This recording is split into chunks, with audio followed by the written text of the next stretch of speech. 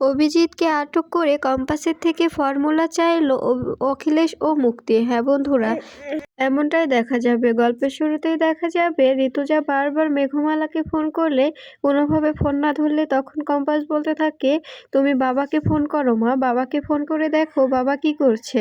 এরপরে ঋতুজা অভিজিৎকে ফোন করলে তখন এদিকে দেখা যায় অখিলেশকে কিঞ্জল বলতে থাকে, আচ্ছা দাদা এখন কি করবে? আমি শুনছি যে কম্পাসকে নাকি মুক্তি দিয়ে আর মোনালিসা মিলে এরকম গিনিপিগ বানিয়েছে। এটার জন্য তো বৌদি ভাই অনেক রেগে আছে, অনেক অনেক রেগে আছে। এটার জন্য তো ওকে শাস্তি দেবে বলছে। তখন তখন অখিলেশ বলতে থাকে, আচ্ছা কিঞ্জল, তুই বুঝতে পারছিস যে ঋতুজা যেভাবে ক্ষেপে আছে, যদি এখন সবকিছু জানাজানি হয়ে যায় তখন কি হতে পারে? আমাদের ফর্মুলার জন্য আমাকে ফোন করেছিল, আমাকে বলেছে যদি ফর্মুলাটা না দিই তবে আমাদের সবাইকে দাঁড় করিয়ে একে একে শ্যুট করে দেবে। তখন দেখা যায় এদিকে কম্পাস টেনশন করলে তখন ঋতুজা অভিজিৎকে ফোন করলে অভিজিৎ বলতে থাকে, আসলে আসলে বাইরে কে যেন অনেকক্ষণ হলে নক করছে, আর আমি যখন কম্পাসকে ফোন করছি তখন কম্পাস ফোন ধরছে না, আর আমাকে যখন করছে তখন হয়তো ও ফোনে পাচ্ছে না। তখন দেখা যায় ঋতুজা বলতে থাকে, বড় বৌমা গিয়েছে, কোনো ভয় নেই, দরজাটা খুলে দিন, বড় মামাকে পাঠিয়েছি, আর কম্পাস কম্পাস আমার কাছেই আছে, কম্পাস আমাদের বাড়িতেই এসছে। এরপরে দেখা যায় যখনই অভিজিৎ দরজাটা খুলে ঠিক তখনই দেখতে পাই দুজন বৃদ্ধা এসে অভিজিতের কাছে হাত জোড় করে বলছে, আমরা অনেক অসহায়, আমাদের একটু সাহায্য করুন, আমার ওয়াইফ অনেক অনেক ক্ষুধার্ত, ওনাকে একটু পানি দিন, অন্তত ওনাকে একটু জল দিন, ওই জলটা খেয়ে সুস্থ হোক। তখন অভিজিতের মহিলাটিকে দেখে মায়া হয় আর বলতে থাকে, আপনারা এখানেই দাঁড়ান, আমি জল নিয়ে আসছি। এরপরে যখনই অভিজিৎ ঘরে ঢুকতে যাবে ঠিক তখনই কিছু গুন্ডারা এসে অভিজিতের মুখে রুমাল চেপে ধরে আর অভিজিৎকে সেখান থেকে টেনে হিঁচড়ে বের করতে থাকে। এটা দেখে ভয় পেয়ে যায় অঞ্জনা ধরার চেষ্টা করে, কিন্তু কোনোভাবেই অঞ্জনা হাত পা নড়াতে পারে না।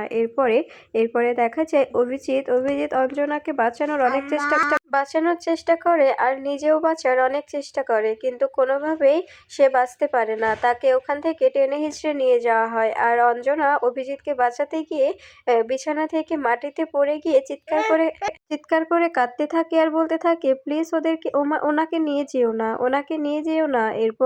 এরপরে দেখা যায় এদিকে কম্পাস ঘুমোচ্ছে, তখন বিহান কম্পাসের পাশে বসে আছে। আর কম্পাসের পাশে বসে থেকে বিহান কম্পাসের ঘুমন্ত মুখ দেখছে আর বলছে, মেয়েটাকে ঘুমোলে কতটা সুন্দর লাগে। এরপরে যখনই হাতটা সরাতে যাবে ঠিক তখনই কম্পাস বিহানের হাতটা ধরে ফেলে। এরপরে কম্পাস স্বপ্নে বিহানকে নিয়ে অনেক কিছু দেখতে থাকে আর সেটা দেখে মুচকি মুচকি হাসতে থাকে।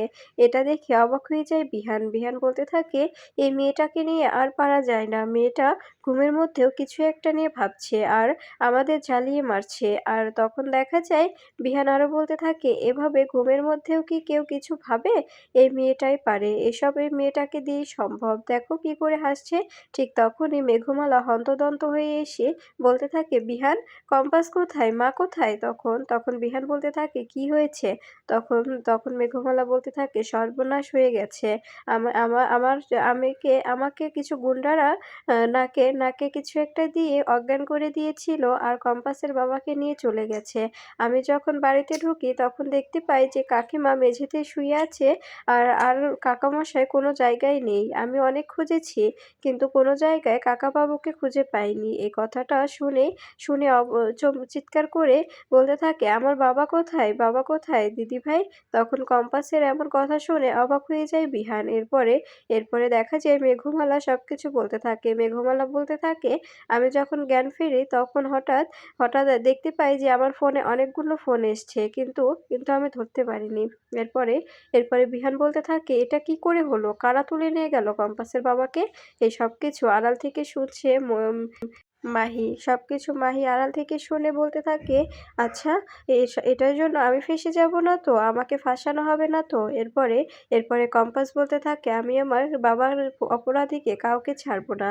এদিকে দেখা যায় অভিজিৎকে একটি বাংলোতে টেনে হিঁচড়ে নিয়ে আসা হয় আর সেখানে নিয়ে সে হাত পা বাঁধতে থাকে আর বলতে থাকে, একদম একদম নড়াচড়া করবে না। তখন অভিজিৎ বলতে থাকে, আমাকে কেন এখানে আনা হয়েছে, আমাকে প্লিজ এখান থেকে যেতে দাও, আমাকে ছেড়ে দাও। ঠিক তখনই মুক্তি মাস্ক পরে ওড়না মাথায় পেঁচিয়ে অন্ধকারের মধ্যে দাঁড়িয়ে থেকে অভিজিৎকে শাসাতে থাকে আর বলতে থাকে, আপনাকে আমরা ছাড়তে পারি, যদি আপনি আমাদের ফর্মুলাটা দিয়ে দেন তবে আপনাকে আমরা ছেড়ে দেব। আর আপনি তো অনেক অনেক বয়স হয়ে গেছে, আর আপনার মেয়েও এখনো পড়াশোনাটা শেষ করতে পারেনি।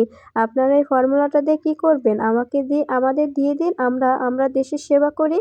তখন দেখা যায় অভিজিৎ বলতে থাকে, আমার প্রাণ থাকতে আমি এই ফর্মুলাটা কাউকে দেব না। আমাকে তোমরা মেরে ফেললেও আমি এই ফর্মুলাটা কাউকে দেব না। আমি এটা কিছুতেই তোমাদের হাতে তুলে দেব না। তোমরা এটা নিয়ে বেচাকেনা করবে। এই এই বে পৃথিবীতে পৃথিবীতে সবাই ওষুধ কেনার ক্ষমতা রাখে না। তাদের সঙ্গে তোমরা দুর্নীতি করবে। এটা এটা কিছুতেই হতে দেব না আমি। তাই এই আবিষ্কারটা তোমাদের হাতে কিছুতেই পৌঁছবে না। তোমরা আমাকে মেরে ফেলতে পারো, তারপরেও আমি এই আবিষ্কারটা দেব না। তখন মুক্তি বলতে থাকে, বেশি কথা বললে একদম এখানেই শেষ করে দেব। এদিকে দেখা যায় মাহি মোনালিসাকে ফোন করে বলতে থাকে, আচ্ছা মোনাদি, আমি যে তোমাকে খবরগুলো দেই এটার জন্য আমি কোনো ঝামেলায় পড়বো না তো? তখন মোনালিসা বলতে থাকে, কেন মাহি, তুমি হঠাৎ এসব বলছো যে?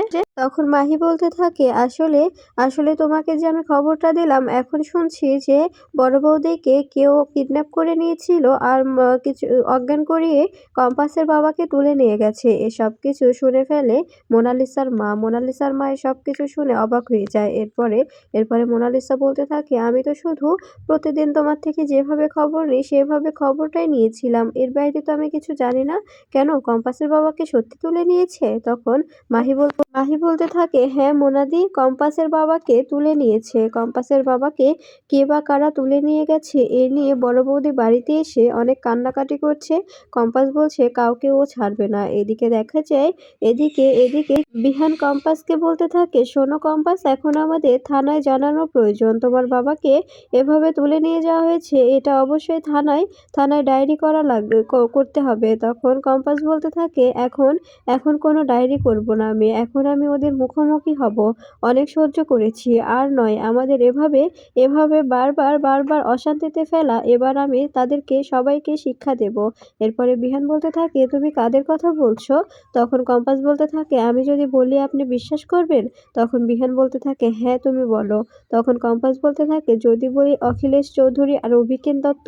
তখন দেখা যায় বিহান বলতে থাকে, কম্পাস, তুমি প্রমাণ ছাড়া কারোর বিরুদ্ধে এত বড় একটা এলিফ্যান্ট আনতে পারো না। তখন দেখা যায় মেঘমালা বলতে থাকে, হ্যাঁ বিহান, আমাদের শ্বশুরমশাই এই কাজটা করেছে, কারণ এর আগেও অখিলেশ চৌধুরী এই কাজটা করার অনেক চেষ্টা করেছে, কিন্তু করতে পারেনি। আমরা আটকে দিয়েছি। কম্পাসের বুদ্ধির কাছে অখিলেশ চৌধুরী অভিজ্ঞান দত্ত দুজনেই হেরে গেছে। তাই আমরা নিশ্চিত এই কাজটা আবার ওনারাই করেছে। এরপরে কম্পাসকে নিয়ে বিহান নিচে এলে তখন কম্পাস বলতে থাকে, আমি এখন ওদের মুখোমুখি হব। আমি এখান থেকে সোজা আমার বাবাকে যেখানে নিয়ে যাওয়া হয়েছে আমি সেখানে যাব।